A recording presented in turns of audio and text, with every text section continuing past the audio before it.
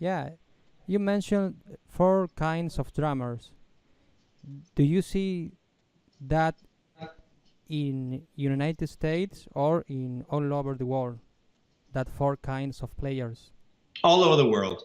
Oh, yeah. Yeah, I see this everywhere. It's a little bit different from country to country because there's the like folk music scenes and national music scenes that are slightly Mm-hmm. different, but still, this is I think a worldwide phenomenon that you have, the R&B guys, the metal guys, the jazz guys, and then the pop rock guys, you know. And the pop Yeah, rock guys are usually the one who play also sort of the music and style of that particular country. They work with the biggest artists in Argentina, for example, which is probably music that's popular but not yeah, difficult to play. They're just good players, solid players, reliable sidemen and so on. But exactly. there's not much creativity or innovation in that style of playing. Absolutely. Yeah. And what do you think of the less is more approach? Less is more approach. Well, Yeah. this is a really stupid thing. I think it's complete nonsense because it's a contradiction in itself, of course. Less is more is not good if it's your bank account. You know what I mean? So I understand, it's supposed to remind people this saying that there is a beauty in simplicity. And I agree Mm. with that. But less is not always more or right. There are many styles of music where less is simply inappropriate and not idiomatically correct. Whether it's metal Mm-hmm. or fusion, Even or jazz. Yeah. even jazz, exactly. Yeah. So I think it's complete nonsense.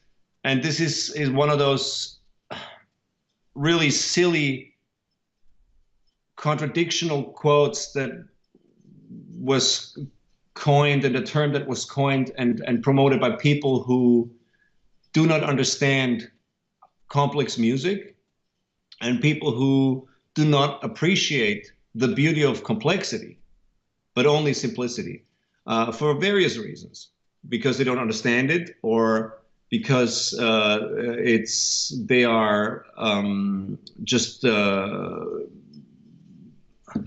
not able to compute all this information at once and get confused. Yeah. But the quote and the saying itself, I think, is complete nonsense.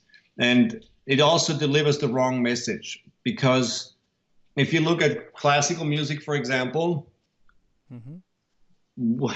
there's such incredible beauty in not only having a 120 piece orchestra, that's not less, that's a lot of people, with choirs and sections of instruments and so on, but also the music itself, the complexity of the music, the complexity of the arrangements, is so beautiful in its structure and there is so much depth to it and so much interplay and interaction, even if it sounds like very little is going on.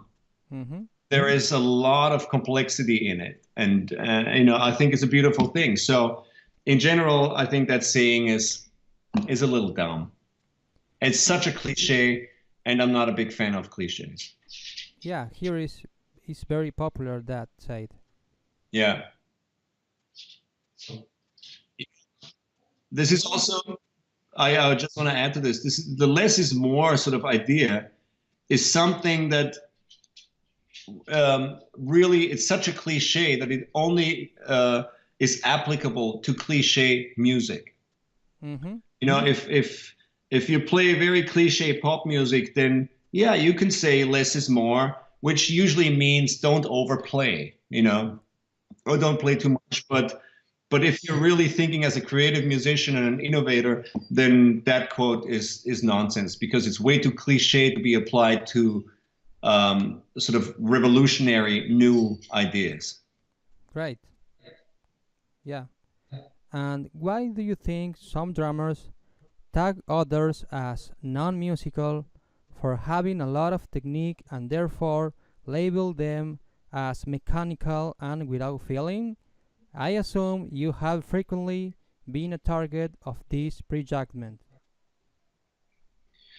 Well, why that is, I think there are several reasons.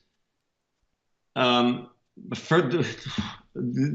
is envy, one is lack of knowledge, one is lack of education and ability to compare styles of music and drummers and so on.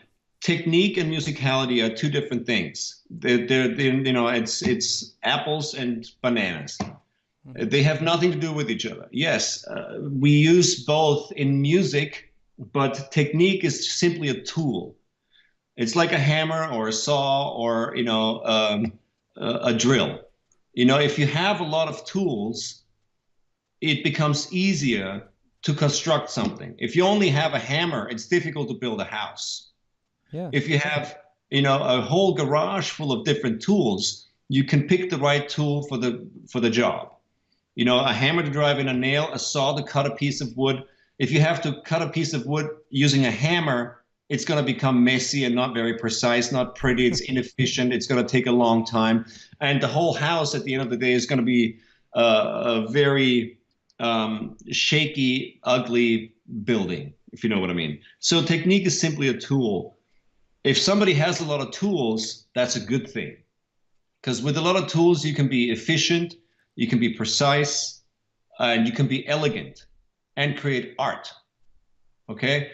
With just a hammer, it's difficult to be subtle, you know? Yeah.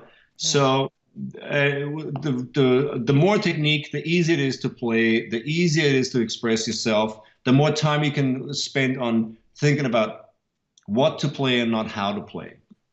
And the fact that some people think it's mechanical, if somebody is very technical, is a lack of appreciation for amazing skill. You know, yeah. The people who say that, you know, technical music is not musical music are forgetting the fact that, for example, Mozart was one of them, is still hailed as one of the most musical musicians and composers in the world. And Bach, Schumann, Schubert, you name it, all of classical music is super technical. Debussy, you know, Stravinsky, yeah. You mentioned, this is all super technical music, but nobody ever had the idea to qualify that as non-musical and mechanical. It's bullshit, you know? So, and the same thing goes for any other instrument. You know, if you're an amazing, you know, organ player or a drummer or guitar player, if you can play using a lot of technique, which makes playing for yourself easier, it doesn't mean that it's mechanical or non-musical. The choices matter. Of course, the musical choices matter. You know, what the person wants to express. And that cannot be judged on a technical level. This must be judged on a musical and creative level.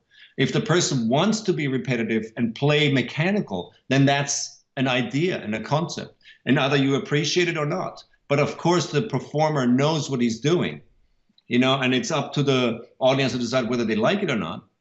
But I think, you know, saying that technical music is non-musical is very childish, you know, and very superficial.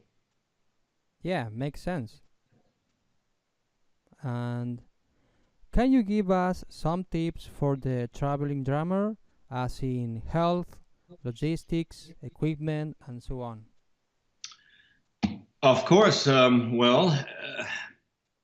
Yes, health is a very important factor. Getting enough sleep, doing something physical as a balance to, you know, traveling a lot. You know, when you tour a lot, you sleep in a different, you know, bed every night, on a different mattress every night, in a different hotel room.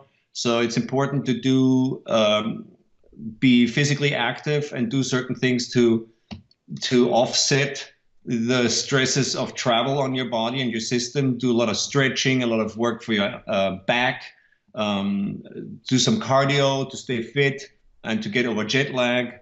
Of course, that's very, very important. Be careful on stage. Don't hurt yourself. Watch your ears and so on. That's all very important. So yes, that's number one. And logistically, today, one of the few things that are important to me on the road is, of course, to have comfortable traveling situations, which is not always possible for bands or musicians at a lower level of touring. Yeah. But you can create an environment that's comfortable for yourself. It's important to get enough sleep. It's important to be able to communicate, with your phone or laptop, computer, whatever it is that you use to stay in touch with your family or friends or do business on the road. Mm-hmm. This is very important. So having great, reliable telecommunications equipment is very important for me logistically. And the rest, equipment-wise, the less you bring on the road, the less potential for errors and for damages. Mm-hmm. So if you don't need certain pieces of equipment, don't bring them. For me, it's important. I keep everything streamlined. If I'm on a tour and I only play that second rack tom like twice in the whole show, I won't bring it. If I can do it with 3 cymbals and not 5, I'll take only 3. So the less equipment, the fewer things can go wrong. And that's very important. Make sure also that you have enough replacement things, spare drum heads, spare drumsticks, spare snare maybe, if you can, and make sure that your equipment is well maintained. And sounds good. This is very, very important. It takes some preparation before a tour to make sure this is all taken care of, but it's really worth it when something goes wrong on the road. Great. Yeah. And could you share some anecdotes from the time you were a young kid who played drums in Austria? Please also describe for us what was in your mind back then. When I was a young kid playing in Austria, well,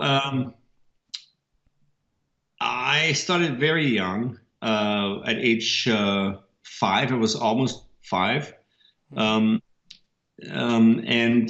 I had some great teachers. I was very lucky. Early anecdotes, my first gig was with my mother's choir. She was in a local choir in a local town. Yeah. And for some Christmas event or something, I remember I was invited to play with the choir. And I didn't play drums, I played the bongos. And I remember my first fee was a pair of drumsticks. I must have been maybe 7 or 8 years old. Mm-hmm. But I remember, that was a very nice experience. It's the first time I actually performed in front of people. And for me, what I was thinking back then, at a very early age, like between, 4 and 10 or so, I played for fun and because I loved drums and drumming and music. And I discovered a lot of things in that period of time, a lot of music that was very inspiring to me, rock and roll and rock music and hard rock music and so on, pop music. So I was really into playing along to songs on the radio and on cassette tapes, etc. And one thing I remember, because you asked me about what I was thinking back then, and as soon as I found out, at around age 10 or 11, mm-hmm. I found out that being a musician or drummer is actually a job. You can do it professionally. So I remember realizing that, and it was a real epiphany for me because at age 10 or so, I realized I could do this, all my life. This could be a job, not just a hobby or something that people do for fun. People actually make money doing this, and they get involved with music on many levels, writing, producing, and so on. So that was a real epiphany for me and had a huge effect on me because from that moment on, I took it a lot more seriously. And I started working very, very hard on myself and started practicing with a lot more discipline and with much better time management and with goals in mind, etc. Great. And which are some of the funniest or weirdest stories that you collected through your career so far? Wow. There's a lot of them. Funny, weird stories. Well, um, I've played in some really interesting places and locations, like for tribesmen in Irian Jaya in West New Guinea in the middle of the jungle. Wow. I've played on tops of mountains at minus 35 degrees Celsius outside. Wow. I've played on beaches, during sandstorms and thunderstorms, and I've seen I've seen stages collapse. I've been on stages that collapsed, Wow. and I, I've more than once. Unfortunately, one time where I was actually quite badly injured. I've seen people get electrocuted on stages and hurt by falling debris from the rigging. Wow. I've seen a lot of terrible things and a lot of wonderful things. There's so many stories. Um, I wouldn't know where to start. But it's always been exciting. It's always been an adventure, no matter what happened. And Wow. and thankfully, most of the time, the shows are amazing and audiences are amazing and nothing goes wrong, which is great because everybody is prepared. But sometimes, you have little accidents happen or things happen that are unexpected and cannot be foreseen and prepared for. And that's the exciting, element. That's what makes it fun in a way.